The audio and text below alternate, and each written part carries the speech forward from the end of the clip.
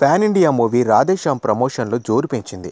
వరుసగా పాటలు రిలీజ్ చేస్తూ హైప్ పెంచుతున్న సినిమా టీం తాజాగా సీనియర్ నటుడు కృష్ణంరాజు లుక్ను రివీల్ చేసింది.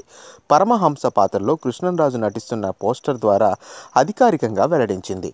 మహాజ్ఞాని అయిన పరమహంస పాత్ర కోసం ఆయన ఏడాదిగా గడ్డం పెంచారు. ఇక ప్యారిస్ బ్యాక్డ్రాప్లో కొనసాగే ఈ ప్రేమ కథలో పూజా హెగ్డే ప్రేరణగా కనిపించనుంది. కృష్ణంరాజు సమర్పణలో వంశీ, ప్రమోద్, ప్రసీద నిర్మించిన ఈ సినిమా సంక్రాంతి కానుకగా జనవరి 14న విడుదలవుతుంది. జిల్ ఫేమ్ రాధాకృష్ణ కుమార్ దర్శకత్వం వహిస్తున్న ఈ చిత్రానికి ఆస్కార్ విన్నింగ్ హాలీవుడ్ మూవీ గ్లాడియేటర్కి యాక్షన్ కొరియోగ్రఫీ అందించిన నిక్ పోవెల్ వర్క్ చేస్తుండడం విశేషం.